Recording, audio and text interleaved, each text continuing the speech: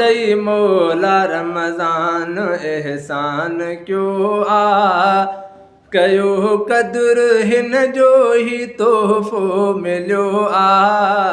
ॾई मौला रमज़ान एहसान क्यों आ, कयो क़दुरु हिन जो ही तोहफ़ो मिलियो आ। ॾई मौला रमज़ान ओ रखी रोज़ा सारा कयूं रब खे राज़ी, झुकी उन जे दर ते वठूं उन खां माफ़ी।